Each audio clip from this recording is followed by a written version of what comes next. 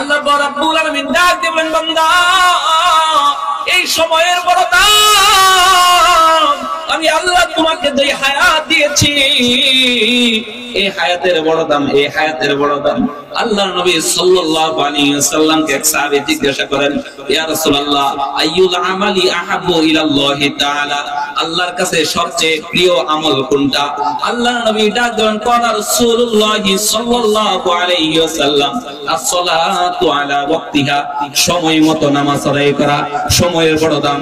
আল্লাহ পাক রব্বুল আলামিন ডাক দিবেন, বান্দারে সময়কে তুমি যদি মূল্যায়ন করতে পারো, তোমার হায়াতকে যদি তুমি মূল্যায়ন করতে পারো, তোমার সামান্য সময়ের হায়াতের মূল্যায়ন যদি তুমি করতে পারো, আমি আল্লাহ তোমাকে 10 দুনিয়ার সমান একটা জান্নাত দান করব। এটা এমন একটা সূরা, ইমাম শাফিঈ রাহমাতুল্লাহি আলাইহি বলেন, আল্লাহ তাআলা কোরআন শরীফের মধ্যে সূরা নাযিল করছে কয়টা? বলেন কয়টা? 114টা। 114টা সূরা আল্লাহ তাআলা নাযিল করেছেন। ইমাম শাফিঈ রাহমাতুল্লাহি আলাইহি বলেন 113টা সূরা বাদ দিয়ে এই ছোট্ট সূরা মাত্র 3টা আয়াত, এই ছোট্ট সূরাটা যদি আল্লাহ তাআলা নাযিল করে দিতেন শুধুমাত্র কেবলমাত্র একমাত্র এই সূরাই প্রত্যেকটা মানুষের জন্য ইসলাম বোঝা সহজ হয়ে যেত। সূরাতুল আসর, এই সূরাটার এত ফজিলত, এত ফজিলত, আল্লাহর নবী সাল্লাল্লাহু আলাইহি ওয়াসাল্লামের সাহাবায়ে কেরামরা একে অপরের সাথে সাক্ষাৎ করতেন, মানে দুইজনের দেখা হইলেই একজন আরেকজনকে সূরা আসর পড়ে শোনাইতো।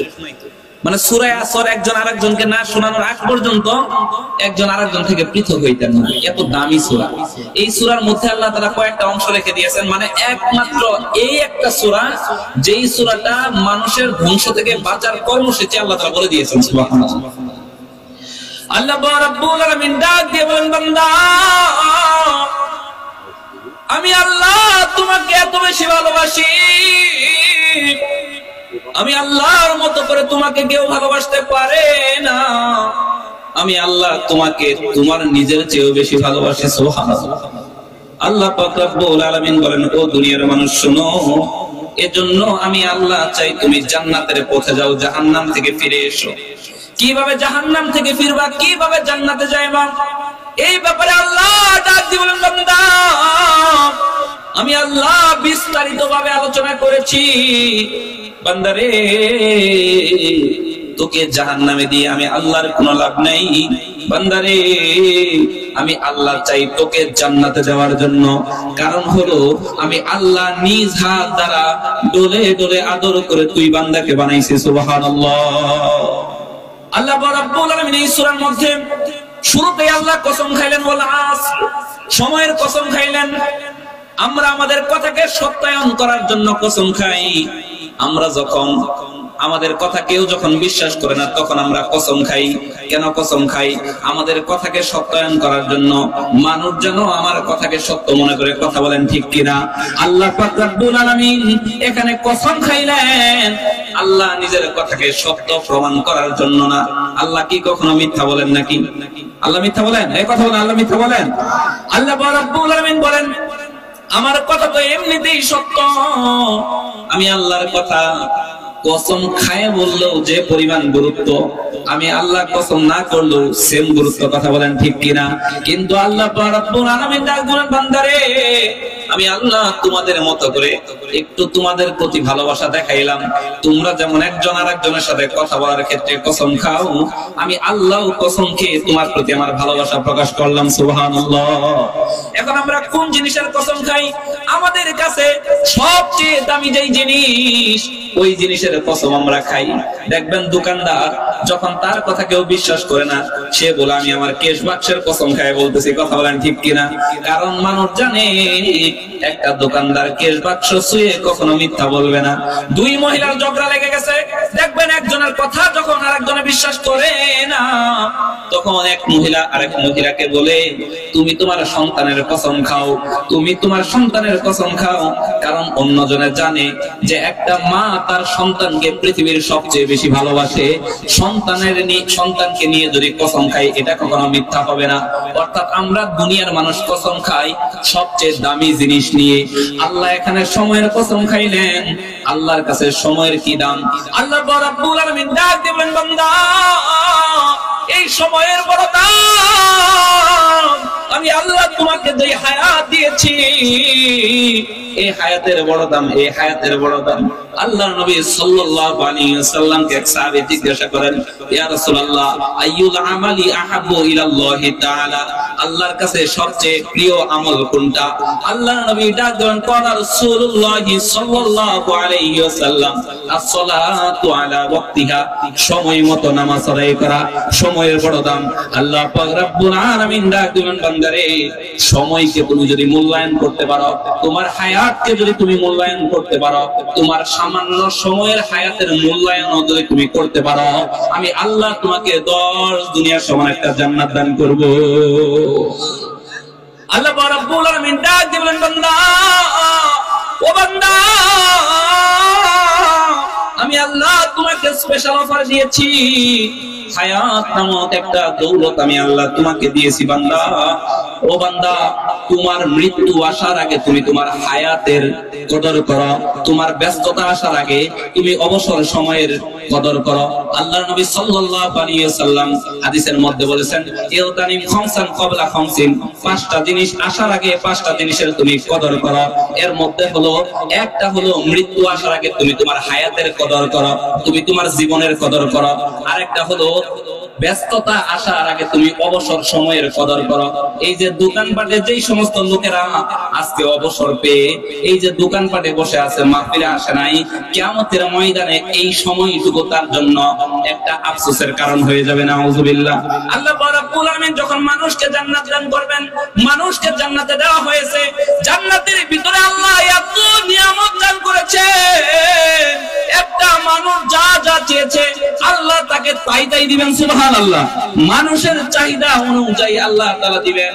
এমনকি আল্লাহর নবী সাল্লাল্লাহু আলাইহি ওয়াসাল্লাম বলেন, হাদিসে কুদসি, ইবাদত করতে গেলে লম্বা সময় লেগে যাবে। আল্লাহর নবী সাল্লাল্লাহু আলাইহি ওয়াসাল্লাম বলেন, আল্লাহ তাআলা বলেছেন, একটা মানুষকে যেই জান্নাত দেওয়া হবে, ওই জান্নাতটা এত সুন্দর হবে যেই কান কখনো ওইটার বর্ণনা শুনে নাই, যেই চোখ কখনো এত সৌন্দর্য দেখে নাই, যেই অন্তর কখনো এত সুন্দর অনুধাবন করতে পারে নাই। এত সুন্দর, এত কিছু, এত নিয়ামত আল্লাহ দেওয়ার পরেও একদল মানুষ জান্নাতে যাওয়ার পরে আফসোস করতে থাকবে, আফসোস করতে থাকবে। জিজ্ঞাসা করা হবে, জান্নাত তো দিলাম, আফসোস কেন করতেছ? এবার তারা ডাক দিবে, আল্লাহ আজকে আফসোস করার কারণ হলো জান্নাত তো পাইলাম, জান্নাতের নিয়ামত পাইলাম গো আল্লাহ। ও আল্লাহ, কিন্তু দুনিয়াতে যেই সময়টুকু আমি অবসর কাটাইছি, যেই সময়টুকু আমি নষ্ট করেছি, ওই সময়ের মধ্যে আমি যদি একবার সুবহানাল্লাহ বেশি বলতাম, আল্লাহ তুমি তো আজকে আমাদের জান্নাতের মর্তবাকে আরো বুলন্দ করে দিতা। সুবহানাল্লাহ। এজন্য একজন মানুষ জান্নাতে যাওয়ার পরেও আফসোস করবে। আল্লাহ বলেন, তোমার সময়ের বড় দাম, এই সময়কে মূল্যায়ন করো। আপনাকে একটা কথা বলি, ভালো করে বুঝেন। এক মায়ের 2টা সন্তান হয়েছে যমজ। কি সন্তান? কথা বুঝেন না? আমার সময় খুব কম, একেবারে খুব তাড়াতাড়ি বলতেছি, বুঝেন। এক মায়ের 2টা সন্তান হয়েছে যমজ। এক সন্তান মৃত অবস্থায় মায়ের পেট থেকে বের হয়েছে, আর এক সন্তান বের হওয়ার পরে, মানে ভূমিষ্ঠ হওয়ার 2-1 সেকেন্ড পরে একটু কাঁপছে অথবা একটু নড়ছে, মানে বোঝা গেছে সে জীবিত। একজন মৃত অবস্থায় বের হয়েছে, আর একজন বের হয়ে ভূমিষ্ঠ হওয়ার পরে মৃত্যুবরণ করছে। দুইজনের মর্যাদা কি এক সমান? দুইজনের বিধান কি এক সমান? আমি একটা ফিকি মাসলা বলবো আর একটা হাদিস বলবো, তাই আমি আলোচনা শেষ করে দেব। ফিকি মাসলা কি? যেই সন্তানটা মায়ের পেট থেকে মৃত বের হইছে, ওই সন্তানের কোনো নাম রাখা লাগে না, ওই সন্তানের জানাজাও নাই। ওই সন্তান যদি একেবারে সুস্থ অবস্থায়, মানে হাত পা সব ঠিক আছে, এই অবস্থায় বের হইলেও তার নাম রাখতে হয় না, তার জানাজা পড়তে হয় না। কেন? সে 1 সেকেন্ড সময়ও হায়াত পায়নি। বুঝেন না কথা? আর পক্ষান্তরে যেই সন্তানটা জন্মগ্রহণ করার পরে 1 সেকেন্ড সময় একটু নড়ছে অথবা একটু কাঁপছে, মানে বোঝা গেছে সে দুনিয়াতে আসছে জীবিত অবস্থায়, আল্লাহ নবী সাল্লাল্লাহু আলাইহি ওয়াসাল্লাম বলেন, তার সুন্দর একটা নাম রাখো, তার জানাজার নামাজটা আদায় করো। শুধু জানাজার নামাজ আদায় করবা এমন না, যে ব্যক্তি 500 বছর জীবিত থাকছে, 500 বছর জীবিত থাকার পর আব্দুল কাদের জিলানীর জন্য জানাজাতে কি দোয়া করছো? আল্লাহুম্মা ফিলি হাইয়িনা ওয়া মাইয়িতিনা ওয়া শাহিদিনা ওয়া গায়বিনা। এইবার যে পুরো দোয়াটা, তার মানে কি আল্লাহ এই মৃত ব্যক্তিকে maaf করে দাও, আমাকে maaf করে দাও, ছোট বড় সবাইকে maaf করে দাও। তার মানে 500 বছর ইবাদত করছে, ওর জন্য তুমি maaf চাও। আর এই ছোট্ট বাচ্চা 1 সেকেন্ড হায়াত পায় দুনিয়াতে আসছিল, মৃত্যুবরণ করছে, তার জানাজার দোয়া উল্টায় দিলাম, পাল্টায় দিলাম, তার জন্য maaf চাইতে হবে না, তুমি মাপ চাওয়ার আগেই আল্লাহ তাআলা তার জন্য জান্নাতকে রেডি করে রেখে দিয়েছেন। সুবহানাল্লাহ। কয় সেকেন্ড সময় পায়? 1 সেকেন্ড সময় পায় 10 দুনিয়ার সমান একটা জান্নাতের মালিক হয়ে গেল। সুবহানাল্লাহ। শুধু তাই নয়, আল্লাহর নবী সাল্লাল্লাহু আলাইহি ওয়াসাল্লাম বলেন, কোন মা বাবার কোন সন্তান যদি ছোট্ট অবস্থায় মারা যায়, সে শুধু জান্নাতে যাবে এমন না, আল্লাহ তাআলা তার মা বাবাকেও জান্নাতি বানিয়ে দিবেন। সুবহানাল্লাহ। এই কথা যখন আম্মা জান আয়েশা সিদ্দিকা শুনছেন, হাওয়া করে কান্দে। আল্লাহর নবী ডাকলেন, আয়েশা কেন কান্দো? কোন জিনিস তোমাকে কাঁদায়? আয়েশা ডাক দিয়ে বলে, ইয়া রাসূলুল্লাহ, আমার যদি একটা বাচ্চা হয়ে যদি মারা যাইতো, তাহলে তো আমি জান্নাতের সার্টিফিকেট পেয়ে যাইতাম, আমার তো কোনো বাচ্চা হইল না। আল্লাহর নবী সাল্লাল্লাহু আলাইহি ওয়াসাল্লাম ডাক দিয়ে, আয়েশা তুমি, আল্লাহ তোমাকে সন্তান দেয় নাই, তুমি ধৈর্য ধারণ করো। যারা ধৈর্য ধারণ করবে, যারা আল্লাহর প্রতি কোনো অভিযোগ রাখবে না, যারা ধৈর্য ধারণ করবে, সন্তান হওয়ার পরে মৃত্যুবরণ করলেও ধৈর্য ধারণ করবে, না হইলেও যারা ধৈর্য ধারণ করবে, আল্লাহ তাআলা উভয় মা বাবাকে জান্নাতের বাসিন্দা বানিয়ে দিবেন। সুবহানাল্লাহ। হযরত আবু তালহা রাদিয়াল্লাহু আনহু একজন সাহাবী, একটা ঘটনা বলি, ভালো করে শুনেন। আবু তালহা রাদিয়াল্লাহু আনহু তিনি কাজ করার জন্য বাইরে গেছেন। তার একটা সন্তান ছিল, আদরের একটা সন্তান ছিল। আমার কথা কি বুঝতেছেন আপনারা? তার আদরের একটা সন্তান ছিল, এই সন্তানটা অসুস্থ সন্তানকে রেখে আবু তালহা রাদিয়াল্লাহু আনহু কাজে গেছেন। সন্ধ্যাবেলায় ফেরার আগে এই দিক দিয়ে তার অসুস্থ সন্তানটা মারা গেছে। তখন তো মোবাইল ছিল না, টেলিফোন ছিল না, তাকে খবর দেওয়ার তো ওই রকম একেবারে খুব কম সময়ের মধ্যে খবর দেওয়ার কোনো সিস্টেম ছিল না। যখন সন্তানটা মারা গেছে, এবার বিবি কান্দে, তার কলিজা ফেটে যায়, চোখ দিয়ে পানি ঝরে, কিন্তু সে কোন প্রকার আল্লাহর প্রতি অভিযোগ রাখে নাই, সে ধৈর্য ধারণ করছে। কেমন ধৈর্য ধারণ করছে? কিতাবের মধ্যে আসছে, হাদিসের মধ্যে ঘটনা আসছে। এবার আবু তালহার স্ত্রী, তার সন্তান, একটা মাত্র আদরের সন্তান, এই সন্তান যখন ইন্তেকাল করে, এই সন্তানকে শোয়ায় দিছে। সন্তানকে শোয়ানোর পর একটা চাদর দিয়ে সন্তানকে ডেকে রাখছে, সন্তানকে সন্ধ্যা পর্যন্ত ডেকে রাখছে। এদিক দিয়ে আবু তালহা রাদিয়াল্লাহু আনহু কাজ শেষ করে যখন বাড়ি ফিরছে, বাড়িতে ফেরার পর বিবি এবারও স্বামীকে কোনো কিছু জানাই নাই, আগেই জানাই নাই। কারণ বিবি জানে আমার স্বামী পরিশ্রম করে এসেছে, বড় ক্লান্ত, বড় শ্রান্ত, আমার স্বামীর বড় কষ্ট হয়েছে। এই মুহূর্তে আমি যদি তাকে এই খবর দেই, তাহলে আমার স্বামী কষ্ট পাবে। না, এখন খবর দেব না, আগে আমার স্বামীকে আমি খুশি করবো। সুবহানাল্লাহ বলেন। আল্লাহ রাব্বুল আলামিন তার পুরস্কারটা কেমন করে দিয়েছেন দেখেন। এবার যখন ওই সাহাবিয়া, ওই মহিলা সাহাবী তার স্বামীকে সুন্দর একটা ইস্তেকবাল করছেন, স্বামীকে ঘরের মধ্যে নিয়ে গেছেন, নিয়ে যাওয়ার পরে স্বামীকে সুন্দর করে খাইতে দিছে, স্বামীকে আদর করে খাইতে দিছে, স্বামীকে বাতাস করতেছে। এবার স্বামী খাওয়া দাওয়া করার পর তার স্ত্রীর সাথে মেলামেশার জৈবিক চাহিদা জাগছে। যখন জৈবিক চাহিদা জাগছে, বিবি তখন নিষেধ করে নাই, বিবি স্বামীর সাথে মিলন করছে, সহবাস করছে। করার পরে স্বামী গোসল করে আসছে, বিবিও গোসল করে আসছে। গোসল করে আসার পর এই মহিলা সাহাবী, যার সন্তান ইন্তেকাল করেছে, কলিজাটা ফেটে যাচ্ছে, এই মহিলা সাহাবী এবার স্বামীকে সামনে বসাইছে, ডাক দিয়ে বলে, ও স্বামী আমার, আপনার সাথে আজকে আমি এমন কিছু কথা বলতে চাই, যেই কথাগুলো হয়তো আপনার হজম করতে বড় কষ্ট হবে, কিন্তু শুনে রাখুন, আল্লাহর উপর আমরা সবর করব, ধৈর্য ধারণ করব। স্বামী বলে, কি তাড়াতাড়ি বলো। বিবি ডাক দিয়ে বলে, স্বামী, কথার কথায় কোন মানুষ তার কোন সম্পদ আমাদের কাছে আমানত রাখছে, এখন ওই আমানতটা যদি ফেরত নিতে আসে, আমরা কি ওই আমানতটা তাকে হাসি মুখে ফেরত দিব নাকি বেজার হয়ে দিব? বুঝেন না কথা? কেউ যদি একটা আমানত আমার কাছে রাখে, এই আমানতটা আমি তাকে ফিরিয়ে দিব, এটা হাসি মুখে নাকি বেজার হয়ে? স্বামী বলে, সম্পদ যেহেতু আমার না, সম্পদ যেহেতু অন্যজনের, সে যদি নিতে আসে তাহলে তো আমি হাসি মুখেই ফেরত দিব। এবার বিবি ডাক দিল, স্বামী, আল্লাহ পাক রব্বুল আলামিন বড় আদর করে, মহব্বত করে, মায়া করে, দয়া করে আপনাকে আমাকে একটা সন্তান দান করেছিল। এই সন্তানটা আপনারও কলিজার টুকরা, আমারও কলিজার টুকরা। আমি তো এই সন্তানের মা, আপনার চেয়ে বড় কষ্ট তো আমার হয়। এই সন্তান ইন্তেকাল করেছে, আল্লাহর আমানত আল্লাহ নিয়ে গিয়েছেন, আমরা আল্লাহর উপর ধৈর্য ধারণ করলাম। সুবহানাল্লাহ। যখন এই কথা বলছে স্বামীর বুকটা ফেটে যায়, চোখ থেকে পানি ঝরে, কিন্তু আল্লাহর প্রতি কোনো অভিযোগ রাখেন নাই। আল্লাহকে ডাক বলো, ও আল্লাহ, তোমার আমানত তুমি নিয়ে গেছো, তোমার প্রতি কোনো অভিযোগ নাই। যখন কাফন দাফনের ব্যবস্থা হয়ে গেছে, এবার এই সাহাবী আল্লাহর নবীর কাছে চলে গেছে। আল্লাহর নবীর কাছে যাওয়ার পর নবী দূর থেকে ডাক দিল, আবু তালহা, যেই খবর দেওয়ার জন্য তুমি আমার কাছে আসছো, এই খবর আল্লাহ জিবরাইলের মাধ্যমে আগেই পৌঁছায় দিয়েছে। সুবহানাল্লাহ। ও সাহাবী, তুমি যেই ধৈর্য ধারণ করেছো, তোমার বিবি মা হয়ে যেই ধৈর্য ধারণ করেছে, তোমাদের জন্য আল্লাহ তাআলা জান্নাতের ভিতরে বিশাল বালাখানা নির্মাণ করে দিয়েছেন। সুবহানাল্লাহ। এজন্য আল্লাহ পাক রব্বুল আলামিন ডাক দিবেন, বান্দা, ওয়াল আসর, সময়ের কসম খাইলাম, কারণ সময়ের বড় দাম, সময়ের বড় দাম। একেবারে 1 মিনিট সময় নিয়ে, কয়েক সেকেন্ড সময় নিয়ে কোন বান্দা 1000 বছর গুনাহ করছে, 1000 বছর গুনাহ করছে, 1000 বছর গুনাহ করছে, গুনাহ করার পরেও বান্দা 1 মিনিট সময় নিয়ে, কয়েক সেকেন্ড সময় নিয়ে যদি আল্লাহর কাছে তওবা করতে পারে, চোখের পানি ঝরাইতে পারে, আল্লাহ বলেন, লা তাকনাতু মির রাহমাতিল্লাহ, ইন্নাল্লাহা ইয়াগফিরুয যুনুবা জামিআ। হতে পারে অল্প সময় নিয়ে তুমি আমার কাছে মাফ চাইছো, তুমি আমার কাছে ক্ষমা চাইছো, তুমি এই অল্প সময় মাফ চাওয়ার কারণে আমি আল্লাহ তাআলা কয়েক সেকেন্ডের বিনিময়ে 1000 বছরের গুনাহকে মাফ করে দিয়ে তোমার জন্য জান্নাত বরাদ্দ করে দিই। বলেন সুবহানাল্লাহ।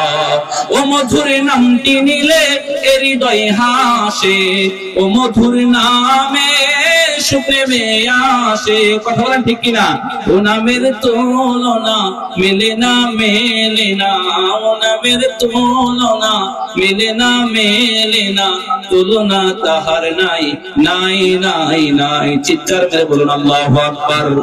আল্লাহ পাক রব্বুল আলামিন বলেন, এজন্যই আমি সময়ের কসম খাইলাম, আমার কাছে সময়ের বড় দাম। তুমি যদি সময়কে মূল্যায়ন করতে পারো, সময়কে যদি নষ্ট না করো, সময়ের মূল্যায়ন তুমি যদি করতে পারো, কিছু পরিমাণ সময়, 1 মুহূর্ত সময় তোমাকে জান্নাতি বানায় দিবে। সুবহানাল্লাহ। এজন্য আল্লাহর নবী সাল্লাল্লাহু আলাইহি ওয়াসাল্লাম বলেন, ও সাহাবীরা, তোমরা সময়ের মূল্যায়ন করো। আল্লাহ তাআলাও কসম খাইলেন সময়ের। এখন আপনি বলতে পারেন, আল্লাহ এখানে মক্কার কসম খাইতে পারতেন, মদিনার কসম খাইতে পারতেন, কোরআনের কসম খাইতে পারতেন, ইসলামের কসম খাইতে পারতেন, এগুলাও তো দামি। আচ্ছা বলেন তো, সময় দামি না মক্কা দামি? এজন্য বলেন কি দামি?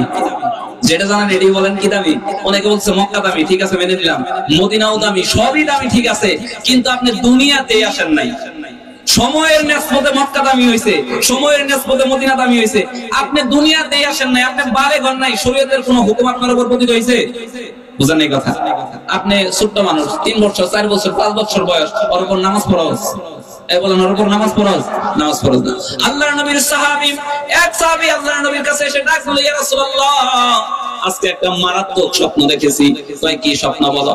ইয়া রাসূলুল্লাহ, আজ থেকে 1 বছর আগে, 1.5 বছর আগে 2 জন সাহাবী একসাথে ইসলাম ধর্ম গ্রহণ করছে। কয়জন সাহাবী? 2 জন সাহাবী একসাথে ইসলাম ধর্ম গ্রহণ করছে। এর মধ্যে একজন কয়েকদিন পরেই যুদ্ধের ময়দানে যুদ্ধ করতে করতে শহীদ হয়ে গেছে। সুবহানাল্লাহ বলেন। একজন শহীদ হয়ে গেল 1 বছর আগে, মানে ইসলাম ধর্ম গ্রহণ করার কিছুদিন পরেই। আর একজন মারা গেছে এই তো কিছুদিন আগে, অর্থাৎ ওই ব্যক্তি মারা যাওয়ার, আগের সাহাবী মারা যাওয়ার, শহীদ হওয়ার 1 বছর পরে মারা গেছে এই সাহাবী। তো আজকে রাতে আমি স্বপ্ন দেখলাম, গত রাতে আমি স্বপ্ন দেখলাম যে আমরা 3 জন, মানে ওই 2 সাহাবী আর আমি জান্নাতের গেটের মধ্যে দাঁড়ানো। এটা ফাজাইল আমাদের মধ্যেও আছে এটা, এই ঘটনাটা। আমরা 3 জনই দাঁড়ানো, এর মধ্যে দেখলাম জান্নাত থেকে, জান্নাতের প্রহরীরা এসে সর্বপ্রথম 1 বছর পরে যে মারা গেছে, মানে শহীদ না, 1 বছর পরে যে মারা গেছে, এর নিয়ে জান্নাতে চলে গেল। সুবহানাল্লাহ বলেন। তারপর আমি অপেক্ষা করতে লাগলাম, কি কোন কয়টা বাজে? 3 মিনিট আছে, করব কি 3 মিনিট বলবো নাকি? আচ্ছা না, তাহলে তো শেষ করে দেওয়া উচিত।